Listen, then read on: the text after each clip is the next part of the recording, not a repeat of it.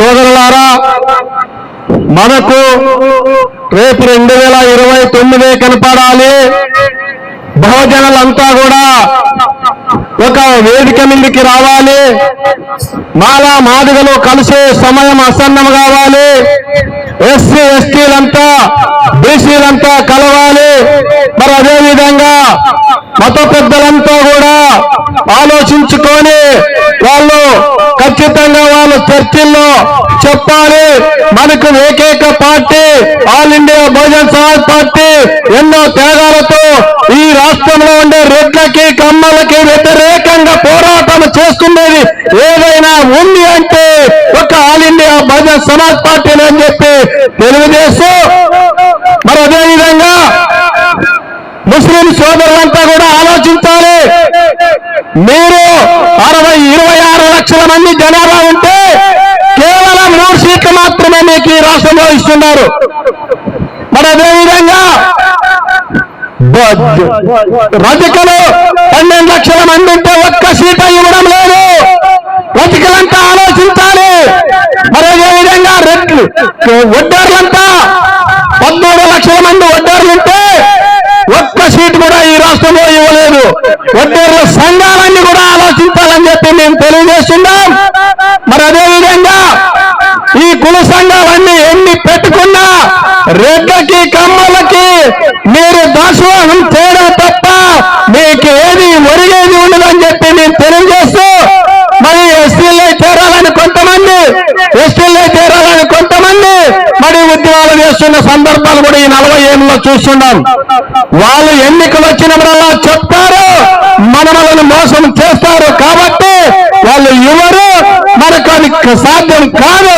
కాబట్టి all India Bahujan Samaj పార్టీలోకి రాండి, నాయకత్వం తీసుకోండి. మండలాల్లో నాయకత్వం ఇస్తాం, గ్రామాల్లో నాయకత్వం ఇస్తాం, నియోజకవర్గాల్లో నాయకత్వం ఇస్తారు. అదేవిధంగా జిల్లాల్లో కూడా నాయకత్వం ఇస్తున్నారు. రేపు ఎంతమంది పోటీ చేస్తారు? 100 మందికి పైగా బీసీలు పోటీ చేసే పార్టీ ఏదైనా ఉంది అంటే ధైర్యంగా మన ఆల్ ఇండియా బహుజన్ సమాజ్ పార్టీని, మరి ఆ పార్టీకి జనబలం ఉంది, ఓట బలం ఉంది. కాబట్టి మనకి డబ్బుతో అవసరం లేదు. ఆ జనాన్ని చైతన్యం చేసి మనం ఖచ్చితంగా ఓటు మనకి కంటికి కనపడాలి. మన ఓటు మన పార్టీకి ఖచ్చితంగా వేయాలి.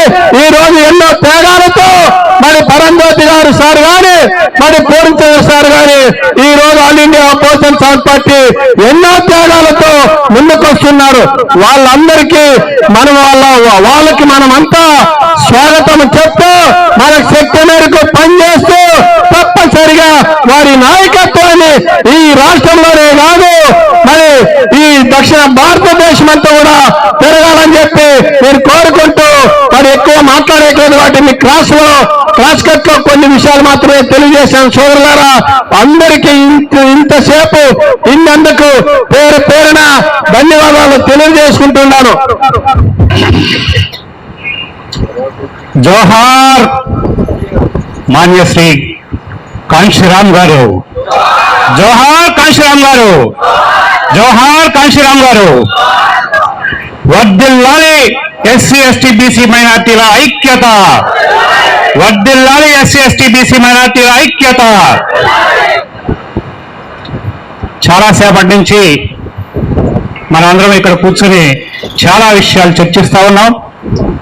ఈ కార్యక్రమానికి అధ్యక్షత వహించినటువంటి మన ప్రియతమ నాయకులు, ఆయన ఒక మంచి పెద్ద ఉద్యోగం చేసి శుభ్రంగా పిల్లలతో మనవాళ్లతో శుభ్రంగా హాయిగా జీవించాల్సిన పరిస్థితి. అటువంటి వాడు కొన్ని రోజుల నుంచి, కొన్ని సంవత్సరాల నుంచి, కొన్ని నెలల నుంచి ఎంతో తపన పడుతూ ఈ కార్యక్రమాలు నిర్వహిస్తా ఉన్నారు. ఈ పార్టీని పెడతా ఉన్నారు. ఈ పార్టీని ముందుకు తీసుకెళ్లి ఎవరైతే పేదవాళ్ళు ఉన్నారో, ఇందాక నుంచి వింటా ఉన్నాం మన పరంజ్యోతి గారి మాటలు, మన అధ్యక్షులు గారు. నిజంగా ఆయన ఈ రాష్ట్ర కోఆర్డినేటర్ గా ఉంటూ ఎంతో కష్టపడుతున్నటువంటి వ్యక్తి, ఆ వయసులో రెస్ట్ తీసుకున్నటువంటి వయసులో. అందుకే నేను చెప్తా ఉన్నాను, మనమందరం కూడా కొంతమందిని ఆదర్శంగా తీసుకోవాల్సిన అవసరం ఉంది. ఈ రోజు కాంశీరామ్ గారిని మనం ఆదర్శంగా తీసుకోవాల్సిన అవసరం ఉంది. అలానే పరంజ్యోతి గారిని ఆదర్శంగా తీసుకోవాల్సిన అవసరం ఉంది. అలానే మన డీజీపీ గారు ఎంత రెస్ట్ తీసుకోవాల్సిన అవసరం ఉంది. ఆయన ఒక ఐపీఎస్ ఆఫీసర్గా ఉమ్మడి రాష్ట్రానికి డీజీపీ పోలీస్ బాస్ గా పనిచేసినటువంటి వ్యక్తి వద్దు నుంచి మన సమాజం ఆయనకు అన్యాయం జరిగిందా? ఎక్కడ జరగల. ఆయన శుభ్రంగా కాంపిటీషన్ లో బ్రహ్మాండంగా ఐపీఎస్ ఆఫీసర్ అయ్యాడు, బ్రహ్మాండంగా రిటైర్ అయ్యాడు, మంచి ఉద్యోగం చేశారు, బ్రహ్మాండంగా ఉన్నారు. కానీ ఆయనకి అన్యాయం జరగల. అయినా కానీ మన జాతి కోసం పనిచేస్తున్నటువంటి మన డీజీపీ గారికి నేను మనస్ఫూర్తిగా వారిని ధన్యవాదాలు తెలుపుతా ఉన్నాను. అలానే మనం ఇందాక నుంచి మాట్లాడుకుంటూ ఉన్నాం, చాలా అన్యాయాలు జరిగినాయి, రాజ్యాంగం సరిగ్గా లేదు, ఈ పార్టీలు మనకి న్యాయం చేయట్లేదు అనుకున్న పరిస్థితుల్లో ఒక మంచి పార్టీలో బహుజన్ సమాజ్ పార్టీ అంటే ఒక పేదల పార్టీ. అటువంటి పార్టీలో ఎమ్మెల్యేగా నిలబడి ఈ రాష్ట్రంలోనే ఏకైక ఎమ్మెల్యేగా పనిచేసినటువంటి లకే రాజారావు గారు, ఆయన కూడా రెస్ట్ తీసుకోవాల్సిన అవసరం ఉన్నది. అటువంటి పరిస్థితుల్లో వీళ్ళందరూ కూడా ఆయన తీవ్రమైన ప్రయత్నం చేస్తూ మనందరి కోసం, మనకు జరుగుతున్నటువంటి అన్యాయం కోసం వాళ్ళు రాజ్యాంగంలో ఉన్నటువంటి ఉద్యోగస్తులుగా పనిచేస్తూ, ఎమ్మెల్యేలుగా పనిచేస్తూ రాజ్యాంగంలో జరుగుతున్నటువంటి అన్యాయాన్ని సహించలేక మన సమాజానికి జరుగుతున్నటువంటి ఈ అన్యాయాలన్నింటినీ కూడా మనం ఎప్పుడు దీన్ని అధిగమించగలము? మన సమాజం మా వయసు అయిపోతా ఉంది, మన పిల్లలు కూడా ఇదే పరిస్థితి అనే దృక్పథంతో వాళ్ళు పనిచేస్తా ఉన్నారు.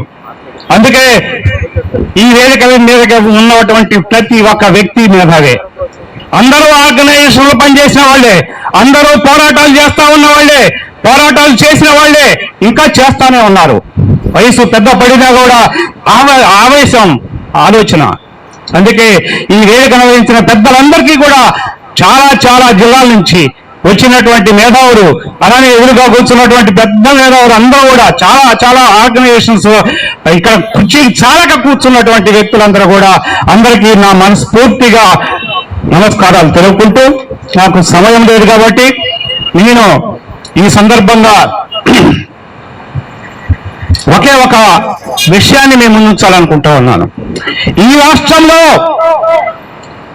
జరుగుతున్నటువంటి అన్యాయాలన్నింటినీ కూడా మనం చూస్తా ఉన్నాం. ఈ రాజ్యాంగాన్ని పూర్తిగా మార్చాలనే పరిస్థితిలో ఈ రాష్ట్రంలో కానీ ఈ కేంద్రంలో కానీ ప్రభుత్వాలు పనిచేస్తా ఉన్నాయి. అవి ప్రజా ప్రభుత్వాలు కాదు, మన ఓటుతో గెలిచిన కార్పొరేట్ సంస్థలు. ఇక్కడ కార్పొరేట్ సంస్థకి చంద్రబాబు నాయుడు గారు చైర్మన్ అయితే, అక్కడ కార్పొరేట్ సంస్థకి మన మోడీ గారు. కార్పొరేట్ సంస్థల్లో ఏముంటుంది? వాళ్ళు చెప్పిందే వేదం, మొత్తం వాళ్ళు దోచుకోవటమే తప్ప లాభాపేక్షే తప్ప రెండోది ఉండదు. అందుకే ఇప్పుడు జరుగుతున్నటువంటి ప్రభుత్వాలన్నింటినీ కూడా ఇందాక నుంచి చెప్తా ఉన్నారు. అసలు పరంజ్యోతి గారు అయితే ఎన్ని భూములు ఆక్రమించుకున్నారు, ఎక్కడెక్కడ జరుగుతూ ఉంది. 78 సంవత్సరాలలో స్వాతంత్రం వచ్చిన తర్వాత ప్రతి దళితుడు, ప్రతి బీసీ వాడు ప్రతి నిమిషం కూడా మోసపోతా ఉన్నారు.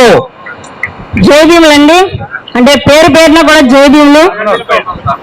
అలాగే వివిధ జిల్లాల నుంచి వచ్చినటువంటి మేధావులు, నాయకులు, కార్యకర్తలకు మా మహిళా విభాగం తరపు నుంచి ఈరోజు కాన్షీరామ్ గారి వర్ధంతి సందర్భంగా ఇక్కడ ఉన్నటువంటి అందరికీ కూడా జయభీములు తెలియజేసుకుంటా ఉన్నాము.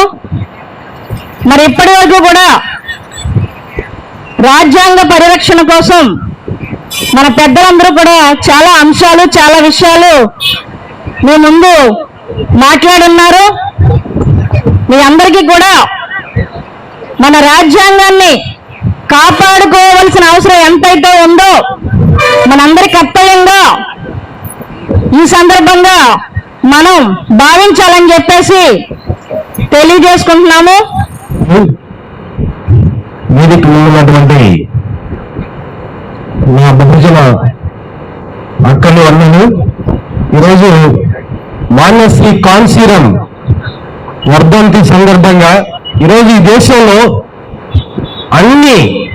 ప్రతి వాడల, ప్రతి రాష్ట్రంలో, ప్రతి జిల్లాలో ప్రతి గ్రామంలో ఈరోజు మరి ఆయన యొక్క వర్ధంతి జరుపుకుంటున్నారు. దాంట్లో భాగంగా ఈరోజు ఆంధ్రప్రదేశ్లో మరి ఈ విజయవాడ వేదికగా మరి కాంశీరామ్ వేసినటువంటి బాట ఏదైతే ఉందో, కాంశీరామ్ ఏదైతే కళ్ళగన్నాడో ఆ కళల్ని నిజం చేయాలని మరి డాక్టర్ బాబాసాహెబ్ అంబేద్కర్ యొక్క ఆంక్షలు ఏదైతే ఆయన కళ్ళగన్నాడో ఆ కళని నిందేసుకున్నటువంటి వ్యక్తి మాన్యశ్రీ కాంశీరామ్ గారు.